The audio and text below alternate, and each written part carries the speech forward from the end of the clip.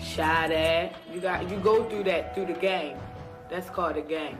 From career criminals to first-timers, all housed in one prison.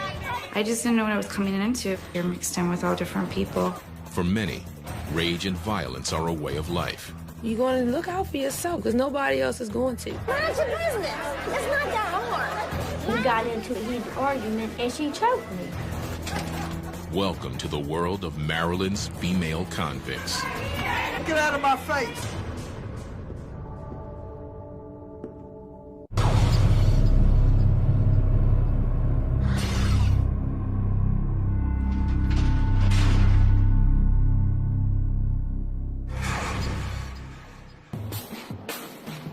Jessup, Maryland, outside of Baltimore.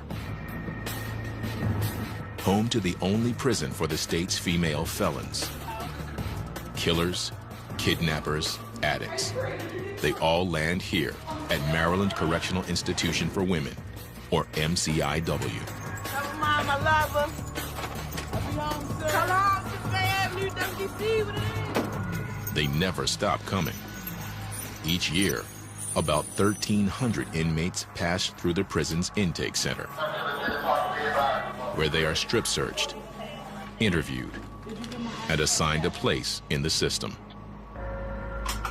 Many come fresh off the brutal streets of Baltimore, a city just 15 miles north of the prison and one of the most violent in the nation.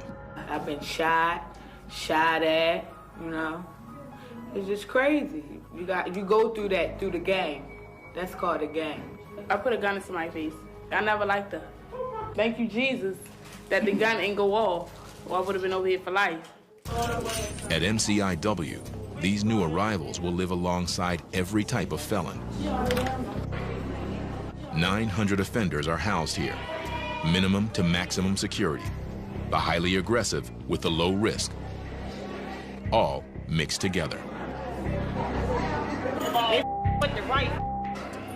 This is something else, the cut. Some inmates have more trouble than others adjusting, like Paris Pratt. It's tight. I have had roommates where I had to get them out because I don't have a lot of patience these days with the foolishness and all of the craziness that people bring to your room. I don't decorate. I haven't decorated this cell because I don't want to feel like this is my home. Paris arrived a year ago and is still struggling to settle in. Some days I wake up good, other days I wake up bad, other days I wake up feeling very homicidal. Though only 25 years old, she will be here for the rest of her life. Abandoned as a teenager, Paris started dealing crack to support herself on the streets. Now, she's been convicted of killing a 16-year-old boy in cold blood. I was convicted of first-degree murder, and I was sentenced to a life sentence plus 25 years with no parole. I've been painted this picture as a monster. Paris was the first woman sentenced to life without parole in Montgomery County, a middle-class suburban area outside of Washington, D.C. I fired 2 shots. He fell backwards, fell on his back, was laying on the ground, trying to get up, but it's like he couldn't. Police say she thought the boy was a snitch. She claims that it was self-defense. Things got ugly. When his hand came out of his pocket a little bit, I saw the knife in his hand. So my first instincts, just like anybody else, was to defend myself. Paris is trying hard to keep herself in check behind bars. If she breaks the rules, she'll wind up in segregation or lock. If somebody touches me, I'm definitely going on lock because I'm definitely going to defend myself. Lock is the unit reserved for the highly violent and explosive. Offenders are confined to their cells 23 hours a day. It's the last place inmates want to be. I haven't been on lock, thank God, but because I have an attitude. I do have an attitude.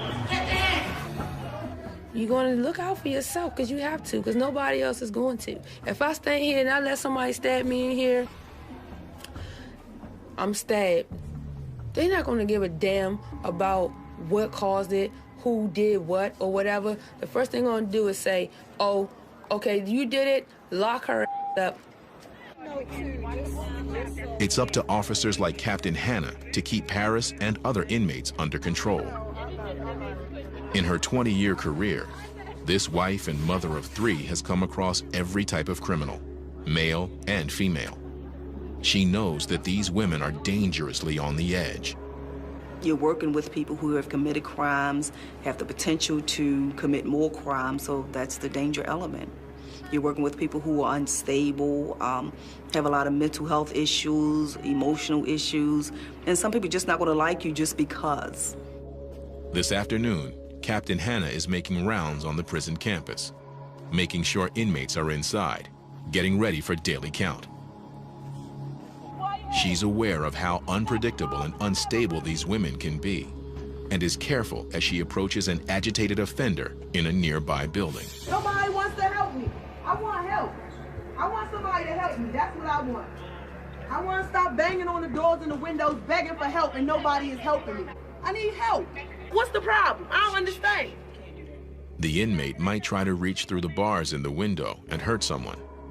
So Captain Hannah must calm her down. Quiet and try to appease me. It's easier to talk them down as long as you keep calm. Eventually they'll come down. But if you start screaming, hollering, getting excited with them, it's going to blow up proportion, and you won't be able to get control of the situation.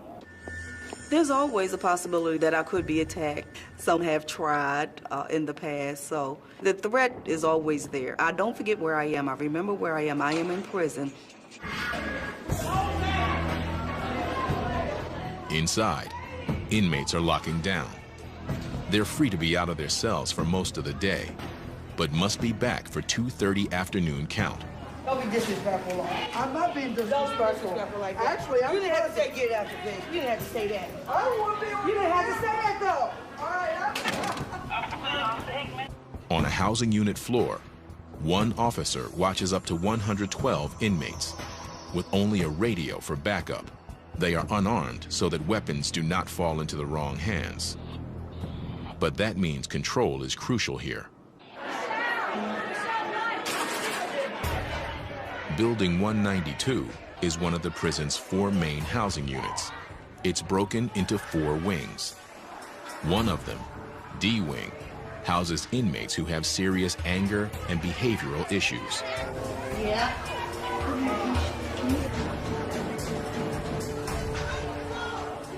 I mean, it's just a bunch of chaos. People banging on the door. She wants to kick and bang, scream, cuss out the police, or cuss out the inmates walking past her door. Whatever, just stuff like that. Inmate Christy Seal has trouble getting along with others, so she lives alone in her 8x5 cell. I got anger issues real bad, and me dealing with my anger issues, I couldn't be somebody's roommate. Christy is serving a 5-year sentence for attempting to sell crack. This marks Christy's 3rd trip to the prison. An addiction to crack cocaine keeps bringing her back. I can't stop getting high. It's just, I guess it's a mind over matter thing. But Christy is determined to make this her last trip to MCIW. She hopes to earn her high school diploma while behind bars. She's also working hard to get out early. For the first time, a family is waiting for her on the outside. All my life, I've never had my mother. Now I'm 33 years old, and now my mother's decided at 51 years old, she wants to decide to be a mother to me. She's decided she don't want the drugs. She wants a life with being around me and my sister. Christy hopes if she behaves herself, she can make parole and leave prison in 2 years instead of 5. To do that, she can't go off on inmates in the prison's general population. If I can't deal with people in population, how am I going to deal with people in society? To help keep calm, she turns to her inmate girlfriend. But that means breaking the rules. She's like my soulmate. I mean, we're so much alike, but we're so different, too. And it's like, we just belong together. The prison doesn't allow for relationships, since they often lead to conflict. And the last thing Christy needs is any more trouble.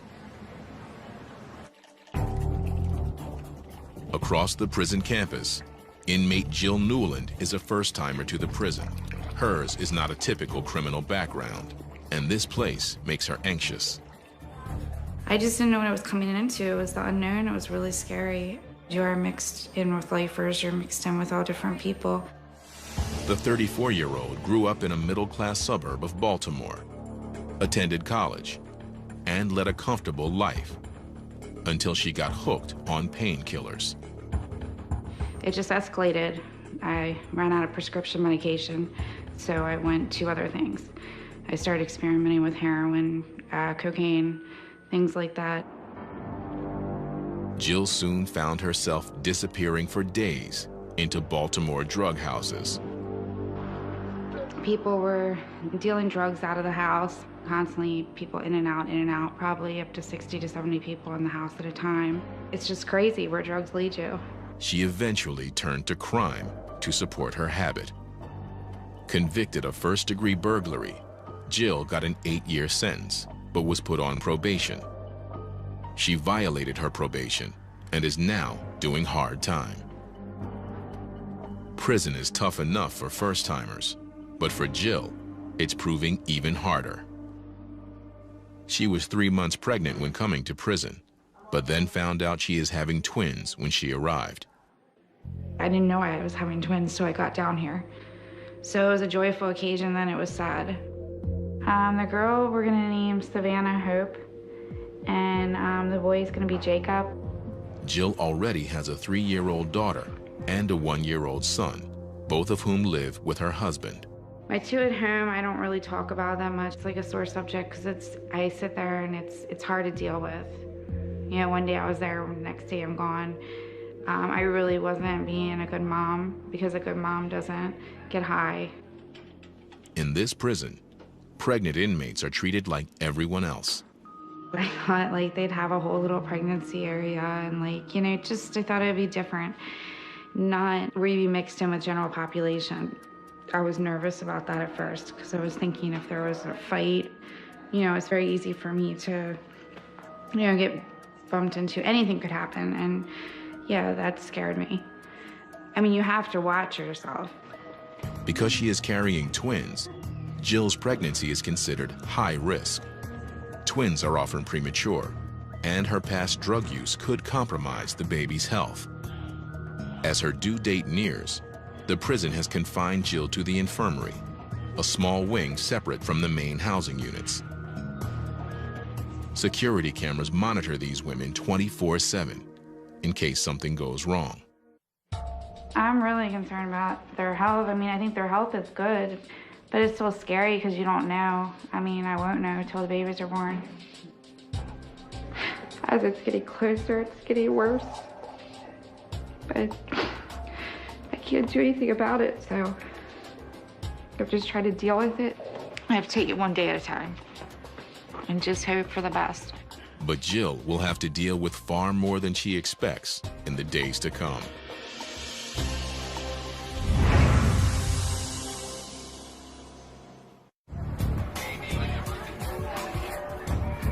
MCIW, the only women's state prison in Maryland.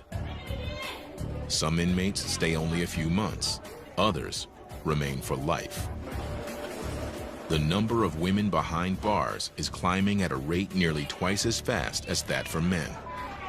There are more women now that are committing crimes that, which leads to incarceration. Anywhere from prostitution to drug charges, murder charges, theft, just as volatile as male crimes.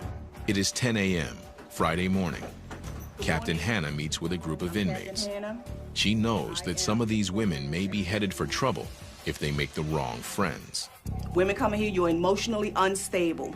You develop these relationships with other women who are emotionally unstable, and it doesn't work out. Please try not to get caught up into any of the foolishness here. Captain Hannah even tries to drive home the message by sharing her own past. Sexual abuse, physical abuse, emotional abuse, I've been through it all myself, but you can change. It could have been me sitting here. I've been through abusive relationships. I have thought about doing some things to my ex-husband that probably would have winded me in here. Change is crucial if these women are ever going to make it in the free world. People down us because we're prostitutes and drug addicts. A lot of society does. They think we can't change. I don't want to go back out there and use, but I know once I hit the streets, I know what I'm capable of doing. I need that treatment in my life. I need that help. I need that extra push. MCIW tries to prepare them for life beyond the walls with intense drug rehab, high school and college courses, and critical job training. I believe that everybody should be punished for the crime they committed, but we try our best to prepare them to re-enter society and not make the same mistakes that they have made to get here in the first place. And the programs seem to be working. The inmates who participate cut their chances of reoffending by almost half.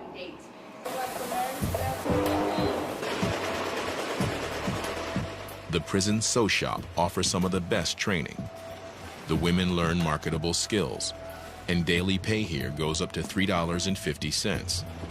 Behind bars, that's a big paycheck, and it's considered a privilege to work here. Lifer and convicted murderer Paris Pratt is one of 85 women who have landed a job here, making uniforms and flags for the state. The work keeps Paris busy and keeps her mind off being locked up. But the distraction only goes so far. It's like I'm really going through something within myself. Wake up, you're around the same people, doing the same dumb stuff. You work, you slave for a little bit of money, eat the same stuff that's disgusting. It's like really you had nothing to look forward to. Etta Myers also helps Paris get through the days. The two women work together in the sew shop. Etta is a fellow lifer and one of the few inmates she trusts. Etta has been here for 32 years. I used to think she got to be crazy to be still sane after 32 years, you know. Paris. But I guess as time goes along and I learn how to cope with things and deal with things differently, maybe I can be like her one day. Etta was convicted of killing a man during an attempted robbery in his home. I got locked up in 1977 for murder in the first degree with a handgun. Before I came to jail, I was married. I was a drug addict.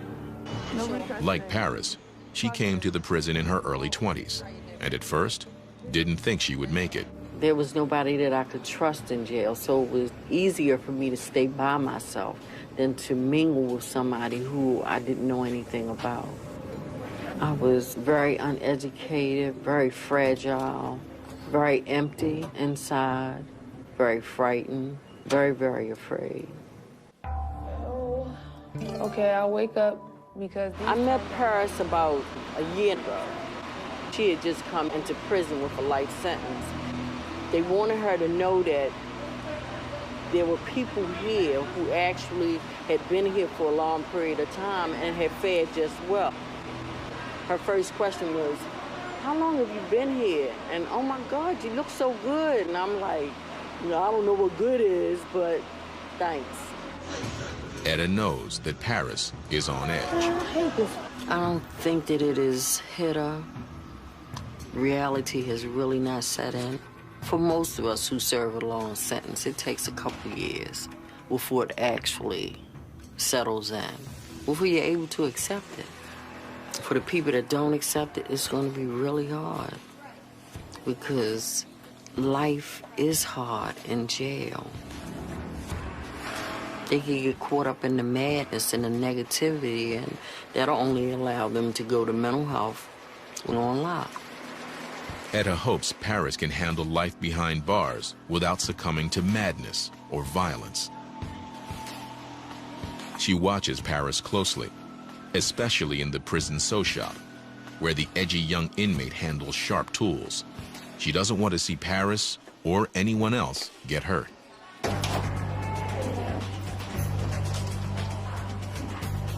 All items must be carefully tracked. We do an inventory of all the tools, so when something turns up missing, All doors are locked. We're put on lockdown until that particular tool is found. And at the start and close of each shift, officers give everyone a thorough pat-down. So anytime you come in and out, you're definitely safe. Scissors, screwdrivers, even needles. In the hands of an angry inmate, they could easily become lethal weapons.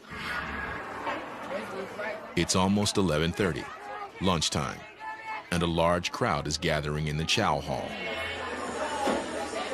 With so many inmates in one place, a lot can go wrong in just seconds. Inmate Christy Seal has been working hard to stay out of trouble and to make parole. But today in the chow hall, an ordinary lunch with her girlfriend goes wrong. Mind your business, stay out my business. It's not that hard, you know what I'm saying? An argument breaks out between the two of them, and suddenly, the girlfriend grabs Christy by the throat. Mind your business. Officers quickly stop the fight, and both women are taken into segregation immediately. I'm just trying to tell you, you shouldn't have to lock me up. I didn't do nothing. I didn't put my hands on nobody. So why they got handcuffs and nobody's trying to explain nothing to me? Now, Christy is in seg, despite her efforts to keep her record clean. And she fears that her chances of making parole and reuniting with her family are slipping away fast.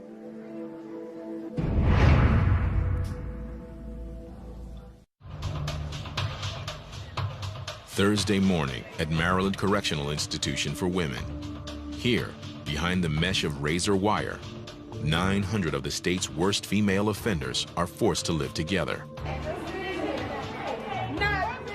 At any given time, about 20 of these inmates are pregnant. Among them is convicted burglar and drug addict Jill Newland, who is expecting twins. 3 weeks remain until her delivery date. Every week, Jill undergoes a routine checkup. Her weight, blood pressure, and the baby's heartbeat, along with the size of the uterus. But today's exam brings some scary news. As is often the case with twins, the babies are ready to come out weeks ahead of schedule. Jill must head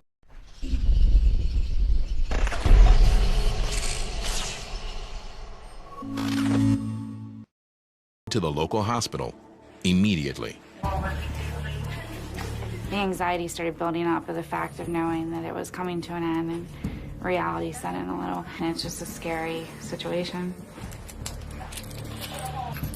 But even now, security cannot be compromised. 2 officers are required to transport her, and she must wait for clearance at all checkpoints. Pregnant or not, she's still treated as a dangerous felon. I'm embarrassed and I'm upset that I put myself in the situation to have to go there pregnant and handcuffed. It just seems like so surreal. It's like everything's just happening, and I feel sometimes like, what's going on? Is this real? The hospital is only 15 miles away, but it's a long drive for Jill. She doesn't know what this early delivery might mean for the unborn twins. Inside the prison gates, the grounds are unusually quiet. A prisoner is coming out of segregation, and Captain Hannah has cleared the entire area. All outdoor movement stops whenever an offender leaves her segregation cell. An officer escort always stays close by her side. It's all about keeping the inmates safe from attack. There's not supposed to be any inmates on the grounds.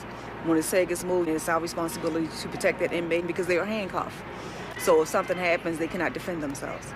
If they're fighting somebody and that person has friends out in general population, then they could be a possible enemy.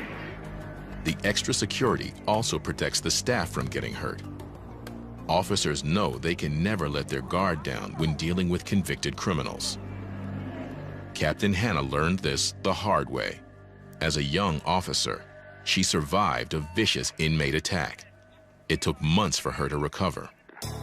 I had been on the job approximately 4 months, and I was attacked by an inmate, maximum security prison. Segregation inmate ran down the tip, jumped me from behind, and he stabbed me. The shoulder, the back, the side of the face. I was stabbed 5 times. At first, I didn't even know that I was being stabbed because it just felt like punches. I came back to work because I knew the risks involved when I took the job. You could lose your life in prison.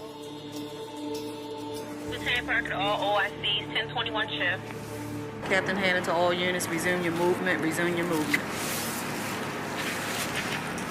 The attack is a constant reminder of how dangerous her job can be, especially when handling the volatile inmates housed in segregation. Also known as lock, the 48 cells in SEG are reserved for the prisoners who break the rules. In lock, inmates are confined to their cells nearly every hour of every day, with only 2 showers a week. Inmates say it's dark and loud and frightening. For the prison, it's the ultimate discipline. For inmates, there's nothing worse. It can stay with them long after they get out. I used to be terrible at one point. I made a change in my life not to go back over there because it's not worth going over there. And now that's really how you lose your mind. You get absolutely nothing. So you're sitting in this little cell, and I mean, people scream out the windows all night and sing. I mean, they do anything that they possibly can to keep their mind off of what they're going through. Man, lock is horrible. You never come out your cell. You got all this time to sit in there and just look at walls and think and talk to yourself. I mean, who wants to be over there and be miserable like that? I know I don't. I'm in school. I'm trying to do what I need to do to get out of here. I'm not trying to make my time stop by going in the lock. You know what I'm saying? And I'm telling you, you don't want to go over there. Christy Seal has just come out of lock after fighting in the cafeteria with her inmate girlfriend. My girlfriend is a liar. I'm finding out a lot of things that she's doing, being sneaky, being phony with stuff. I found out she was telling somebody that I need her. I don't need you, miss. Are you crazy? And we got into it in the cafeteria, and we got into a heated argument, and she choked me. This was Christy's first trip back to SEG in months. Luckily, she was cleared of all charges this time.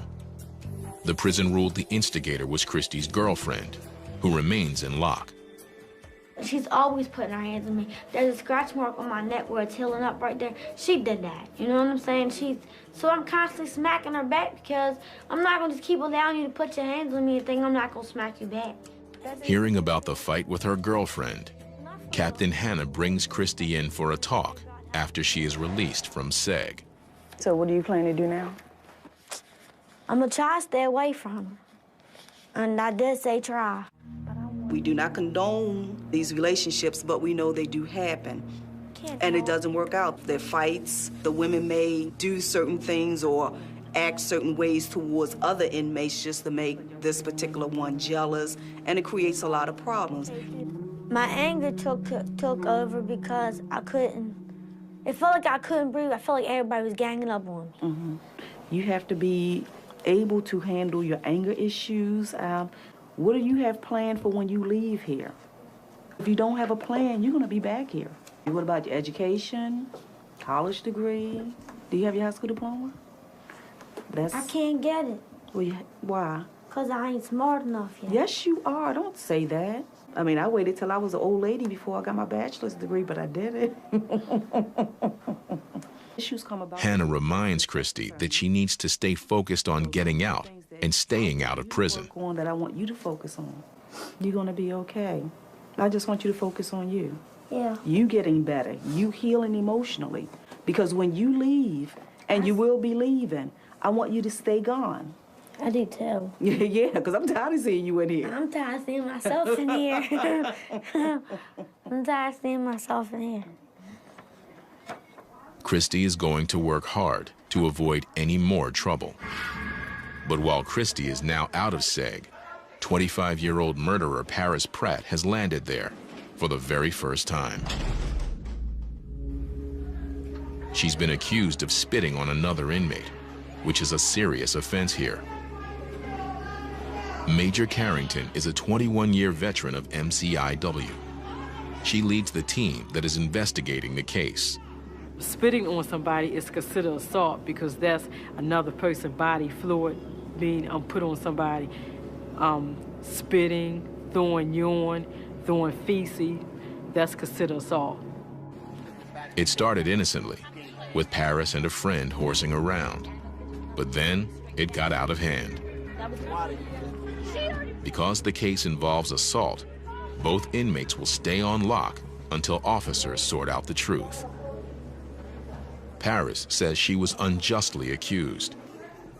Nobody even cares enough to actually look into something and find the truth in it. And I think it's unfortunate that I have to sit in here and do all of this time and go through all of this and be miserable in here. Paris has never been in segregation before, and it sometimes makes inmates more unstable and more violent. Something's gonna have to give because I just can't live like this. I have so many bad days in here because I have never seen nothing like this before. This is really hard for me to really cope in this place. If found guilty, Paris could be in lock for weeks. And for a lifer already on edge, it could prove too much to handle.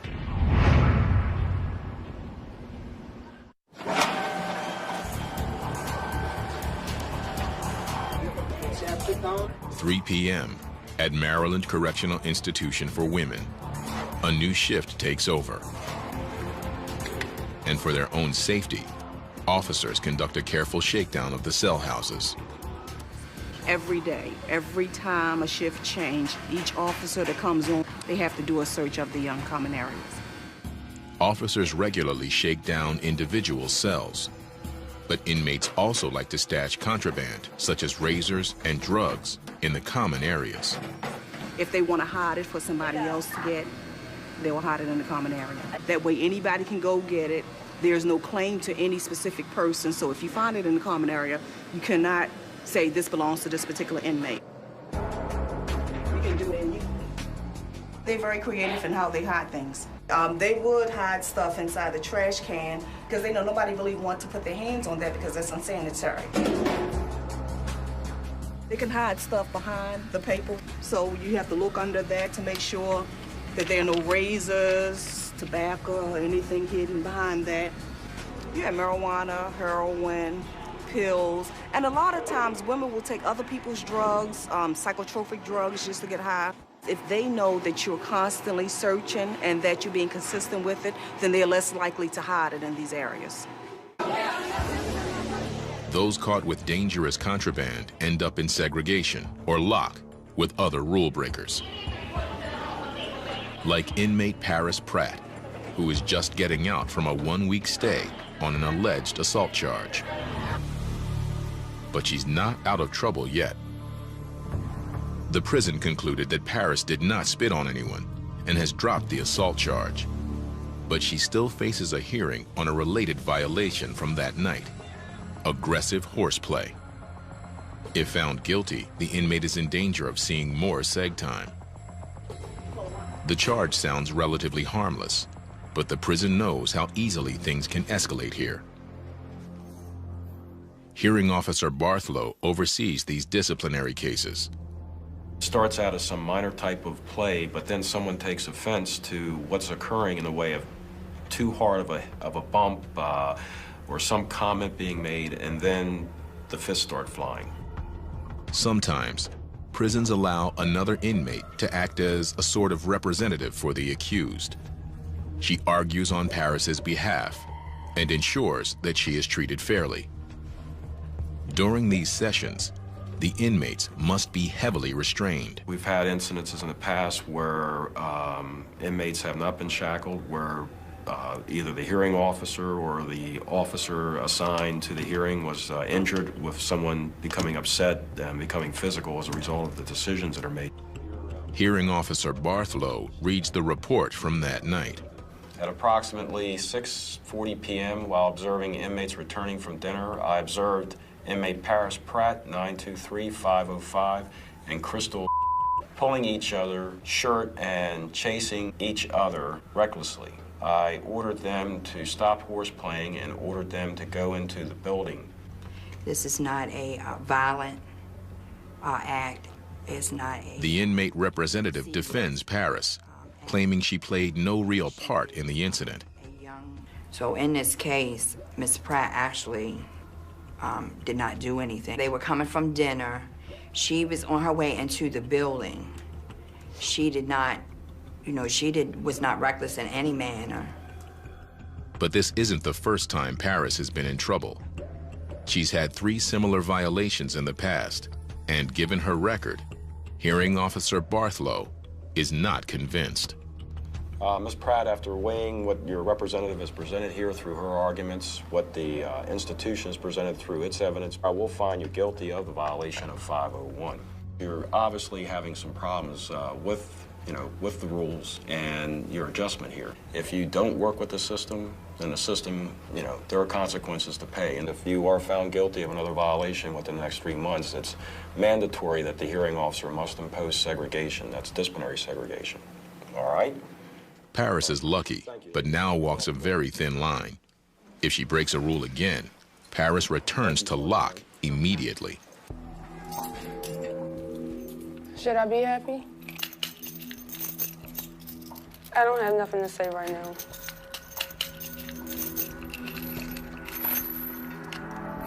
The thought of more seg time unnerves her. I can't live in there. So I can't function positively. It's like a big cage, and it's traumatizing. I went crazy over there. I mean, I didn't know what to do. You're in a cell, all these cages, like you're an animal, yelling, screaming. It was just crazy. Back in the sew shop, Paris tries to return to her routine and focus on work, but she can't shake off her anger over the day's events. I'm frustrated.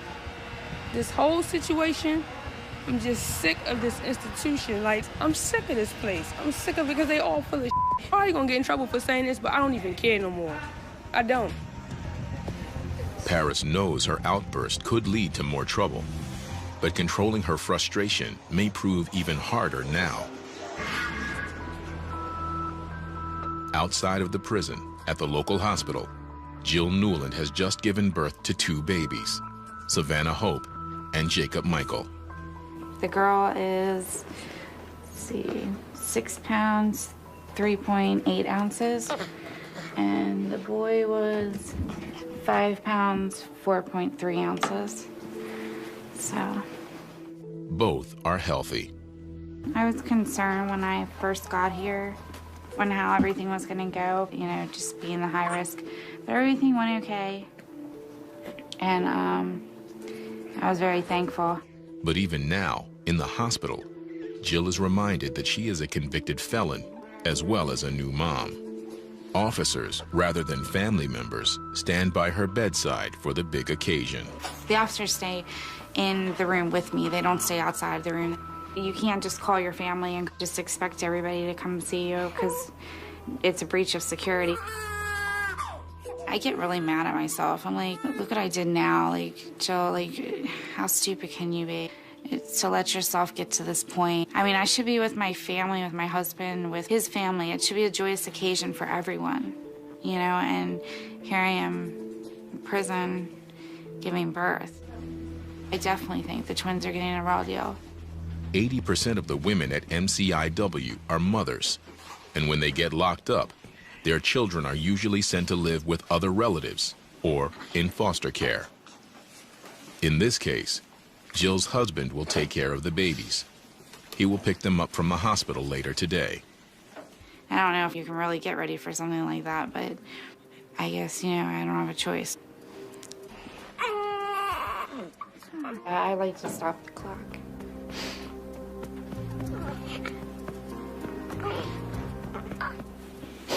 Sorry.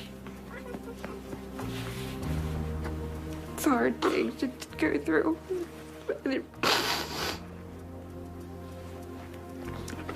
I didn't realize it was going to be this hard. In a few hours, Jill will be forced to give up her twins and return to an 8x5 cell. She has 7 more years to go.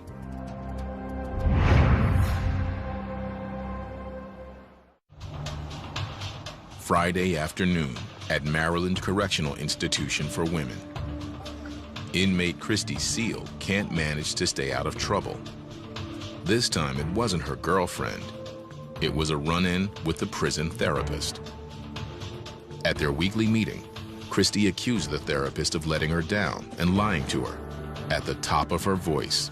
I'm not going to just accept them to talk to me any old kind of way. And I already have an anger issue. She already knows that. And then she just aggravated me to the point where I blew up in her office. They know that I don't put up with they bull. Christy knows she may have hurt her chances of getting out early and reuniting with her mother and family. I've been doing so good, and I don't want to lose my winning streak of doing the right thing and making me feel like I'm a loser again. I'm trying to better myself. It's just time for me to do something different with myself. So you coming to the sessions tonight? I used to never cared, and now I care because I have a family to go home to. I got a family that's waiting for me. That's something I ain't never had. I can't mess up for them. I'm trying to go home to be with them. Captain Hannah sees inmates like Christy all the time who need real guidance to turn their lives around. Sometimes it takes a couple of times just to get it right. It takes a couple of times just to realize this is not a joke. I need to get my life in order. You do what you can to help them out. Inmate and new mother Jill Newland is back in her cell. Her newborn twins are gone, taken home by her husband. The baby just talks to me on the phone all day, you know, and then I want to talk to the babies 100 times a day, and they can't talk back. I miss the twins a lot, but right now it's like split emotions because I really want to be with my kids, but at the same time, I keep saying, what good am I to my kids like that, you know?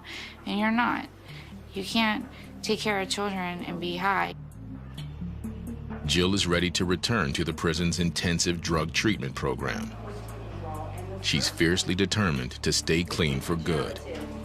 I actually do feel like it's a fresh start. I think if I just stay positive and just keep trying to do the things I need to do to stay focused, I'll be okay. I want to be clean. I want to do the right things. To help keep inmates like Jill focused, the prison offers a unique program for new mothers. Once a week, they can get a special visit where they openly hold and play with their babies. For 2 hours, they can be parents. If Jill stays on track, she'll see the twins, and the visits will remind her of why she needs to change. But while Jill Newland will eventually go home, convicted murderer Paris Pratt will not leave here, ever. These days, Paris has been staying out of trouble and out of luck, but she's only served 1 year of her life sentence. I don't know if I'm going to adjust to life here. One day I could say I'm going to adjust to life. The next day I could say I might take my own life because this is not living. This is just existing. I just don't think I can do it in here. I really don't. To keep herself sane, Paris will continue to look to fellow lifer Etta Myers. It's a pretty frightening experience. I think that she'll come along, but I think that it's going to take some bumps and bruises along the way. It's going to take some time for her to accept the reality that she may be here for a very long time. I was going through it, so I probably will get there. If I have to be here for years and years and years and years, you know what I mean? You have no other choice because you have to deal with it, but I'm just not there yet. Only time will tell if Paris can adjust. Everybody has an issue. When they come in here, there's a reason why they did what they did. And what we try to do is to help them, to process it, to look at ways that they can change within.